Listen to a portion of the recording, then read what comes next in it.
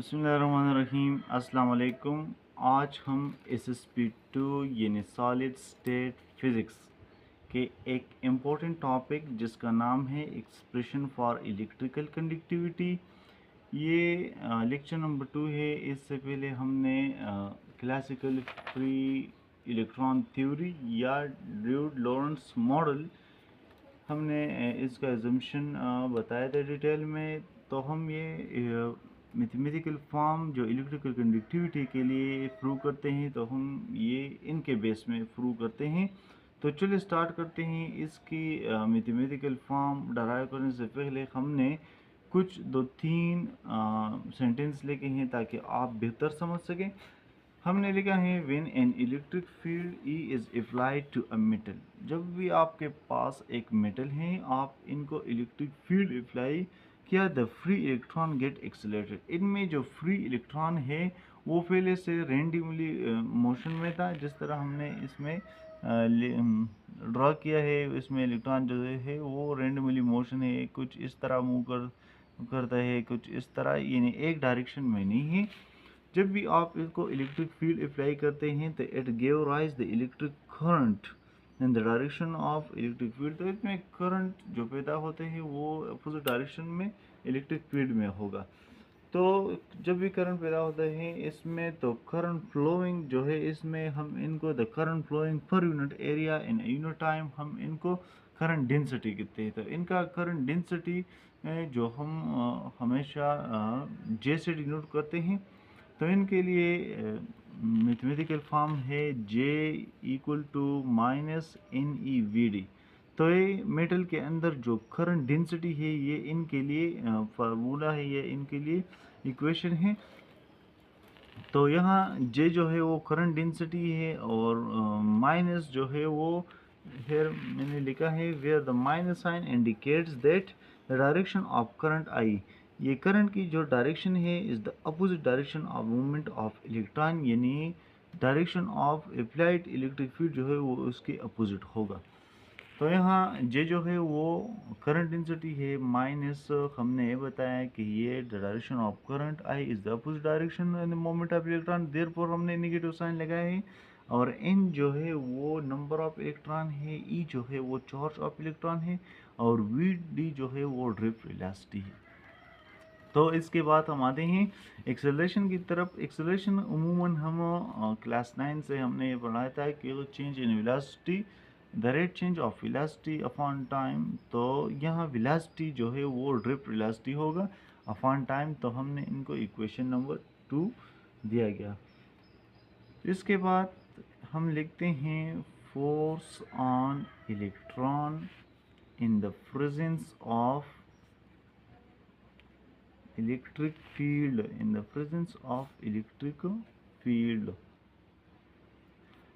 Electron पर जो force होगा electric in the presence of electric field वो क्या होगा, E is equal to F over Q, या एफ फोर्स हम इनसे निकालेंगे तो वो क्यू ई आएगा।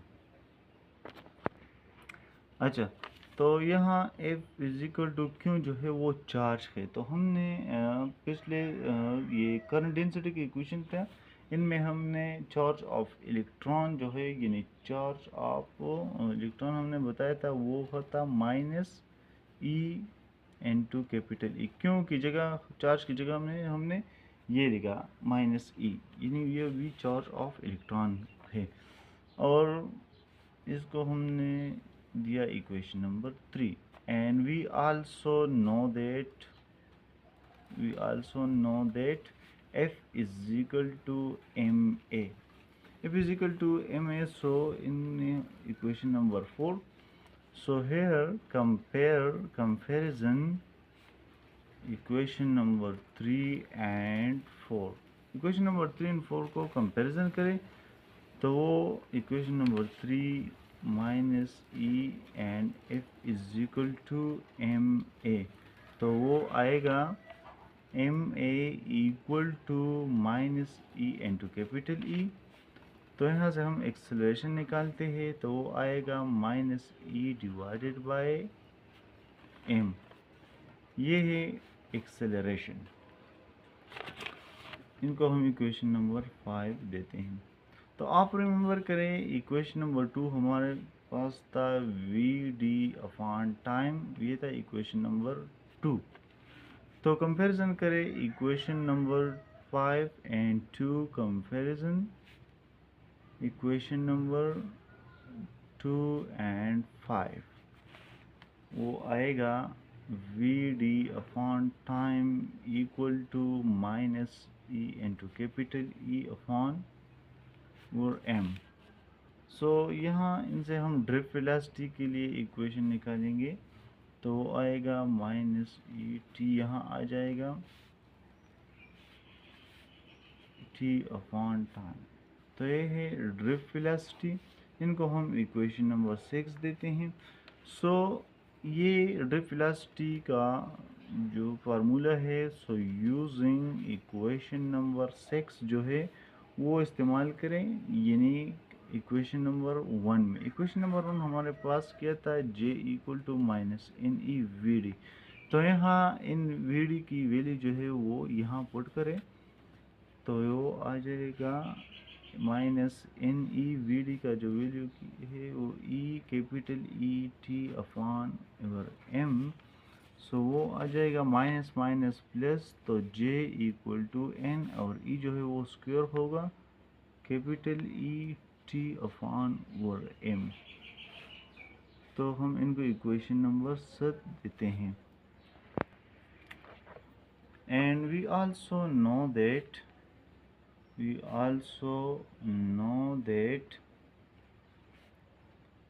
J equal to sigma E, इनको हम इक्वेशन नंबर 8 देते हैं। तो चलो कंपैरिजन करें equation number 7 and 8। Comparison equation number 7 and 8, तो आएगा sigma E equal to n e square capital E into t और n. So this E will be cancelled with each other. So sigma will become n E square T divided by m. तो हम ये थे हमारे पास this equation number 8. So equation number 9 show the electrical expression for electrical conductivity. इसके बाद हम electrical conductivity temperature पर depend करती है, तो इनके लिए हम इक्वेशन डराइव कर सकते हैं ताकि आप एग्ज़ाम में यहाँ तक भी लिख सकते हैं। लेकिन जब आप टेम्परेचर के बारे में पूछा जाए तो इनके लिए एक्सप्रेशन हम भी इस तरह लिखते हैं। तो हम इनको टॉपिक देते हैं टेम्परेचर डिपेंडेंस, ये भी इम्पोर्टेंट है।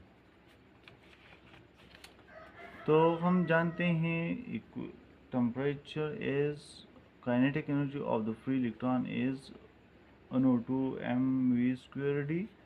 ये इक्वेशन हमने classical theory of free electron के एजम्पशन में लास्ट में लिखा है। इनमें ये 2 कैंसिल होगा, वो आएगा mv² and 3kT। So here Vd² equal to 3kT upon over m। So here हम अंडर रूट लेंगे, वो आएगा 3kT over m into under root. So here हम मीन फ्री पाथ के बारे में बात करेंगे। मीन फ्री पाथ फार्मूला है हमारे पास lambda upon Vd। Mean free path से क्या मुराद है, the two successive collision between the electron travel distance is called mean free path, और हम इनको लिम्डा से डिनोट करते हैं। तो चलो इससे हम T इक्वल टू लेमडा और Vd जो है इनका वैल्यू यहाँ है, यहाँ इनको पुट करें 3kT अपॉन टाइम इंटू और m। तो नेक्स्ट स्टेप, तो यहाँ आ जाएगा sigma NE² T divided by m। तो हमने क्या किया, यहाँ T की जगह हम ये पुट करेंगे तो आएगा n e square lambda divided by 3 kt upon over m into whole n. So next sigma equal to n e square lambda divided by m into 3 kt n over m.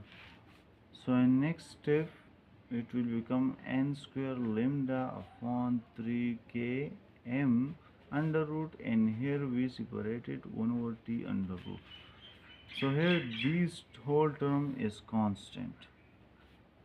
This is constant and 1 over t under root. So here sigma directly proportional to 1 over t.